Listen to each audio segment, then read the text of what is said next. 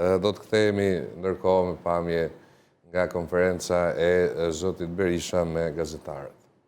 Një pjesë të programit Partisë Demokratike, ku për çdo sektor premtoni 2 fishim apo edhe 3 fishim të fondeve, ndërkohë për pensionistët sërish do të keni një barë financiare me lehtësirat që premtoni se do u bëni.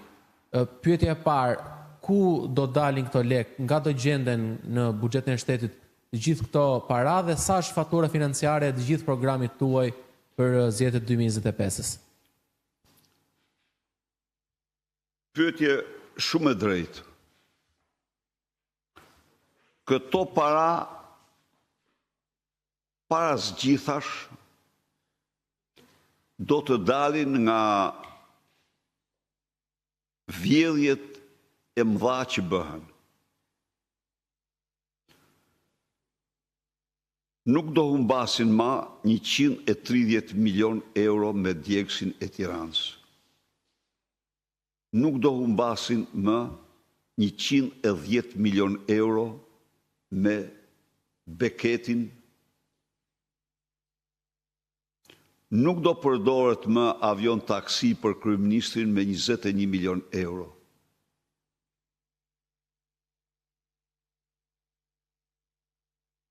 Do t'i ngarkohet, do t'i faturohet Surrenit kopshti 5 milion euro. Do t'a paguaj 1 për 1 nga xhepi e Edi Ramati.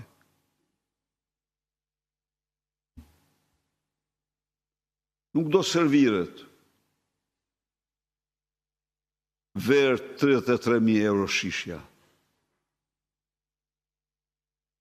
Nuk do prokurohet 10.000 euro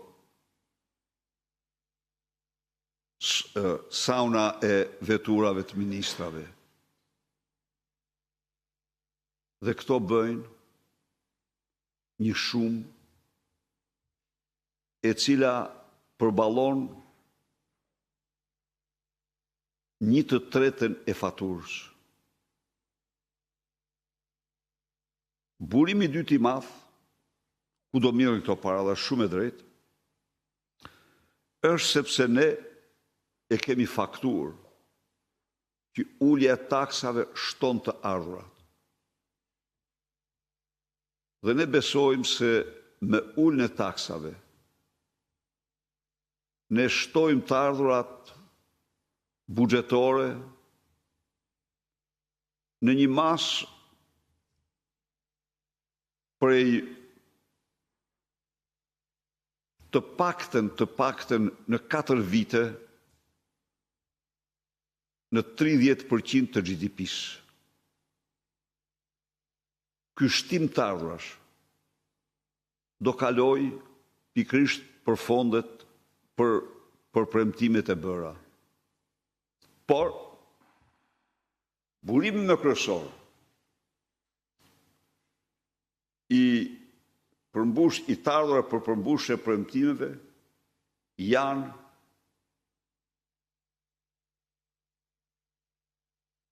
realizimi i punëve publike me çmimet ndërkombëtare, s'po themi kombëtare, me çmimet që përcaktohen në manualet e ndërtimit. Bashkimi Evropian ka një manual ndërtimi.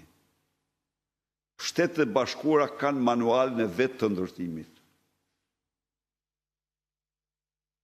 Në qoftë se ju ndërtoni mbi ato, bazuar në ato manuale, që tregojnë kostot për çdo punë dhe çdo objekt, çdo vegël dhe çdo objekt, ju do gjeni se në Shqipëri rruga që kushton 10 milion euro ndërtohet pa asnjë lloj problemi me 1.3 milion euro. Ju do gjeni se në Shqipëri rruga që ndërtohet me 700.000 euro kushton sot 5 milion euro. Ju do gjeni se qofse merr faturën totale të investimeve që Lubi Balluku ka patur në përdorim këto vite, ajo shkon 12 miliard euro. Por në qofse kontrollon 1 për 1 objektet e investuara, ato nuk kushtojnë kur më shumë se 1.3 miliard euro. Pra, të garantoj se fondet do të mjaftojnë pa asnjë lloj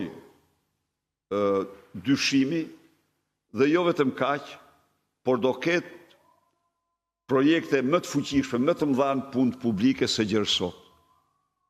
Natyrisht,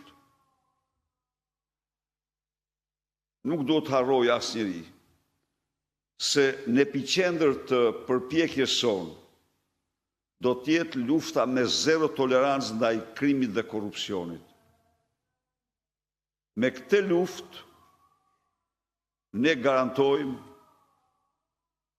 të gjitha burimet financiare për t'u dalë zot 100% dhe me rezerva premtimeve tona.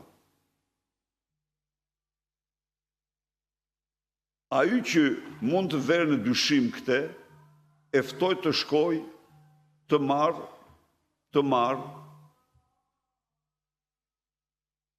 rrogat dhe rritjen e rrogave dhe pensioneve në vitet 2005, 2006-2013 dhe të krahasoj dhe punët publike që janë kryer në atë periudhë.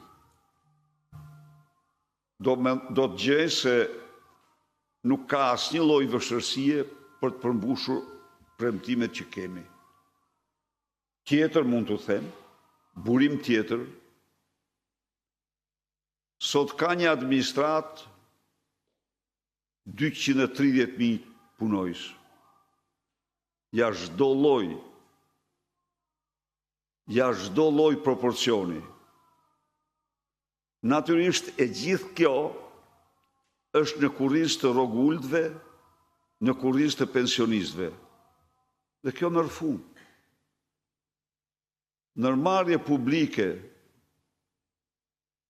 me punësim me mira patronazhist, të gjithë taksën e energjisë, tarifën e energjisë e rrisin këta, se këta rrisin koston e prodhimit të saj. Po të studioni ju, taksat e drejtorisë së qarkullimit rrugor, transportit. Ju s'mund ta imagjinoni se çfarë gjobash të rënda vend për qytetarët ajo drejtori. Dhe me këto gjoba shkon dhe ndërton Formula 1, se i duhet Elbasani s'ka bypassin dhe këta ndërtojnë Formula 1. Unë nuk jam kundër Formula 1. Jo. Por nuk mund të pranoj kur të mirët të futet dora në xhepin e qytetarëve, siç fut ky nëpërmjet drejtorisë, nëpërmjet shkumfishimit tarifave të shërbimeve të kësaj drejtorie ndaj qytetarëve. Apo ha se kanë, ta kanë vetura dhe kanë. Jo, nuk është kjo logjika kur. Pra, besoj se u bë një qartësim i burimeve me të cilat do përmbushen detyrimet e ofertës sonë.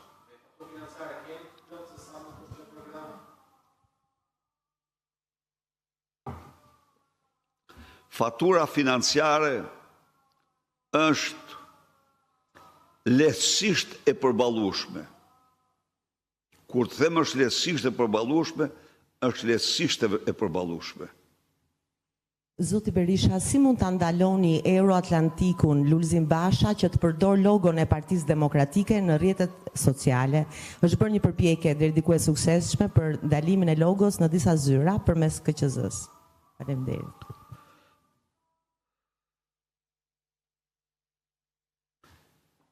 Tani, ai është një mision, Brava është një mision, dhe atia dikton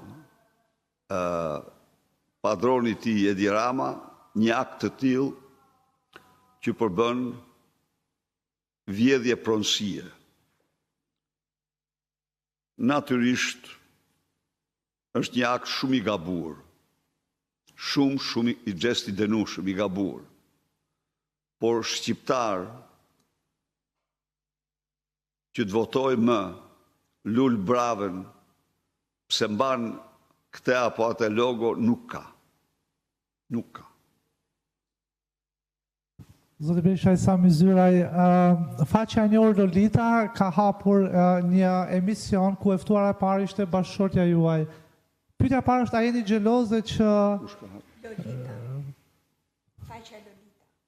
Po, ka hapur një emision dhe ka ftuar si të ftuar në parë Lilin. Pyetja e parë është, a jeni xheloz që ishte Lili e ftuara e parë dhe jo ju, dhe si t'u duk intervista? E keni shikuar?